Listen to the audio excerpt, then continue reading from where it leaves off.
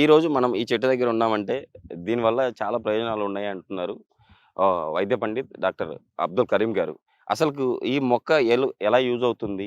Rheumatoid arthritis ఈ ఇలాంటి problems అన్నిటికి ఈ మొక్క యూజ్ అవుతుంది. అంటే ఈ ప్రిపరేషన్ ఎలా చేసుకోవాలి? ఎలా తీసుకొని ఎలా తింటే ఈ ప్రాబ్లమ్స్ అయితే బయటపడతారో ఈ విషయాలు తెలియజేయడానికి మనతో పాటు కరీం గారు ఉన్నారు. కరీం గారితోనే మాట్లాడదాం. నమస్తే సార్.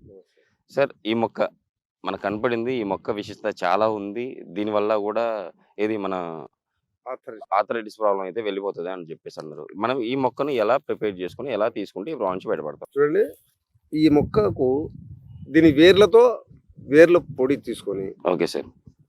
రూట్ తీసుకొని, పైన పొడి తీసుకొని, తేనెలో ఒక 2 గురిగింజల పరిమాణం ఉదయం సాయంత్రం తింటూ ఉంటే ఓకే సార్. ఆర్థరైటిస్ అంటే దాన్ని ఏమంటారంటే అమ్మవాతం అంటారు ఓకే సార్. తెలుగులో. మనం ఆంగ్లంలో రుమైటిడ్ ఆర్థరైటిస్ అంటారు. అంటే ప్రతి కీలు నొప్పి ఉంటుంది. Okay sir. ఇది సుఖ విరోచనం లేకపోవడం వల్ల వస్తుంది, ఎముకల అరుగుదల వల్ల వస్తుంది, మా శరీరం బలహీనత వల్ల కూడా ఈ రుమైటిడ్ ఆర్థరైటిస్ వచ్చే అవకాశం ఉంది. దీని అన్నిటికీ ఈ చెట్టు ఓకే సార్. ఈ చెట్టు ఆకులను మనము ఆర్థరైటిస్ ఉన్నవాళ్ళు ఒక గుప్పెడు ఆకు స్నానం చేసే ముందు దాంట్లో వేసుకొని బాగా మరగ్గాచి ఆ నీళ్లతో స్నానం చేస్తే కాసేపు వెంటనే ఆ క్షణంలో తేలికగా అవుతుంది. నొప్పులు మొత్తం తగ్గిపోతాయి. ఫస్ట్ కొన్ని దీర్ఘకాలిక సేవన వలన ఖచ్చితంగా రోగం తగ్గిపోతుంది. దీన్ని తెల్ల ఉప్పి అంటారు, సంస్కృతంలో కుండలి అంటారు. ఇకపోతే పల్లెటూరి లోకల్ గా ఉన్న వాళ్ళు కలింపళ్ళ చెట్టు అంటారు. ఈ పళ్ళు తింటే కూడా దీని పళ్ళు ఎర్రగా బాగా రుచిగా ఉంటాయి, చిన్న చిన్న పండ్లు. అసలు ఆ పళ్ళు తింటే మన శరీరం ఎట్లా ఉంటుందంటే ఒక 10 రోజుల వరకు జూలు విదిలించే సింహం మాదిరి ఉంటుంది. అబ్బా, అటువంటిది మనము తర్వాత మనకు పంటి నొప్పి ఉంటుంది. ఈ పంటి నొప్పి ఉంటే ఈ చెట్టు వేరు ఇట్లా కాడ కట్ చేసుకొని నములుతూ ఉంటే కదులుతున్న పళ్ళు కూడా గట్టి పడతాయి. Super sir. చాలా ఖచ్చితంగా. లేదు మనకు దొరకదు, ఈ ఆకు తీసుకొని ఇట్లా నమ్మలండి. కానీ శుభ్రం చేసుకొని నమ్మలండి. ఎందువల్ల అంటే దుమ్ము వచ్చింది, దీని మీద పక్షులు కూర్చొని రెట్ట వేసింటాయి. అలా కాకుండా మనం వేసుకొని తినాలనుకుంటే, నమలాలనుకుంటే మన నోట్లో పుళ్ళు తగ్గిపోతాయి, నాలుక పల్చబడుతుంది, మాట్లాడే ఉచ్చారణ ఎలా ఉంటుందంటే మళ్ళీ ఆకులు కొంచెం తీయగానే ఉంటాయి. అంటే మంచి తీయదనంగా కాదు, దీని రసం కడుపులోకి పోయినా మనకు హాని అయితే చేయదు. తర్వాత ఈ ముళ్ళులు చాలా జాగ్రత్తగా చూసుకోవాలి. ఈ చెట్టు కాడుకు వస్తే ముళ్ళులతో జాగ్రత్త ఉండండి. ఎందువల్ల అంటే ఈ ముళ్ళు మనకు చర్మం లోపల పడింది అనుకోండి, కొన్ని దినాల వరకు ఆ నొప్పి పోదు, తీయటి నొప్పి ఉంటుంది. ఎందువల్ల ఈ ఆకులు తెంచితే పాలు వస్తాయి. కొంచెం చిరాక పాలు వస్తున్నాయి సార్. అది ఆ పాలలో తీయదనం ఉంటుంది. నోట్ల చూడండి, తీయగా ఉంటుంది. ఈ తీయదనం వల్ల మన పంటిలో ఉన్న పురుగులు, మన పళ్ళను గట్టితనము, మన దవడల యొక్క గట్టితనము, ఈ ఆకులు కొంచెం రోజు తింటూ ఉంటే మాంసాహారులు ఎముక కటక్కిన కొరికిన కూడా ఎముక పగిలిపోవాల్సిందే, మన పంటికి ఏమి కాదు. అంత బలవత్తరమైనది ఈ చెట్టు.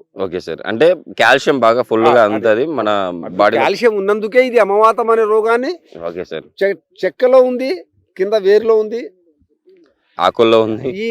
ఈ చెట్టు యొక్క సర్వాంగాలు కూడా ఔషధయుక్తమైనవే. మనం వాడే విధానం తెలుసుకొని వాడాలి. దీంట్లో నల్ల ఉప్పి అని కూడా ఉంటుంది, అది అడవిలో ఉంటుంది. ఇది మైదానంలో, మన రోడ్ల పక్కన, మన పొలాల గట్టు పైన ఎక్కడైనా ఉంటుంది. మనము ఏదైనా చెప్పాలనుకున్నప్పుడు సులువుగా దొరికే మూలిక గురించి చెప్తే ప్రేక్షకులు కూడా తెచ్చుకొని తయారు చేసుకొని తినే అవకాశం ఉంటుంది. ఎక్కడో మనం కారడవిలో వెళ్ళి ఈ చెట్టు తినండి అంటే వాళ్ళకు కూడా ఇబ్బంది అవుతుంది. కనుక మిమ్మల్ని ఇటువంటి చోట పిలుచుకోవచ్చు చెప్పడానికి కారణం అదే. Okay sir. ఇప్పుడు ఇది ఉంది కదా, ఈ మొక్కను మీరు ఎలా చేసుకొని తింటే ఈ ప్రాబ్లం నుంచి బయటపడతారో చెప్పారు. అసలు ఫస్ట్ జనాలు చాలా మంది లేదు సార్, ఎందుకు వస్తాయి కారణాలు? ఎందుకు ఏ కారణం వల్ల మోకాళ్ళ నొప్పులు కానీ, కీళ్ళ నొప్పులు కానీ, రొమ్ముట ఆర్థరైటిస్ కానీ ఎందుకు వస్తున్నాయి?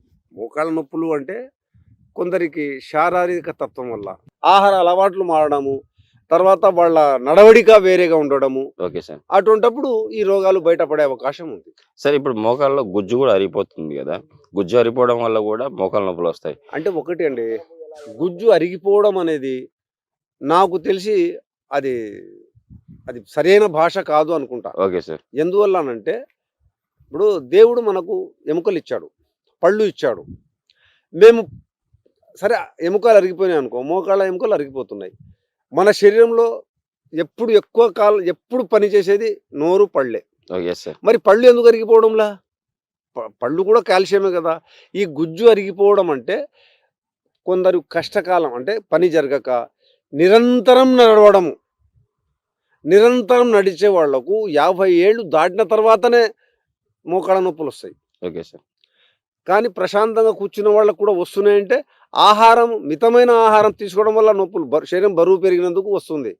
అంతే తప్ప ఈ మోకాళ్ళ గుజ్జు అరిగిపోవడము ఇంకా ఏదో అది నేనైతే నమ్మనండి. సార్, ఈ పౌడర్ తీసుకుంటే నొప్పులు ఆల్రెడీ తగ్గుతాయని చెప్పారు. రెగ్యులర్‌గా తీసుకుంటారు మన ప్రేక్షకులకైతే. కంపల్సరీ అంటే ఇప్పుడు మోకాళ్ళ గుజ్జు యాక్చువల్లీ ఇందాక చెప్పారు. గుజ్జు ఇది కరెక్ట్ కాదు. కరెక్ట్ వర్డ్ కూడా కాదని చెప్పేసి. బట్ చాలా మందికి అక్కడ ఉంటది కదా ఎనామిల్. ఈ ఎనామిల్ మళ్ళీ రావడానికి అంటే ఆ గుజ్జు మళ్ళీ తిరిగి రావడానికి ఇది ఉపయోగపడతదా?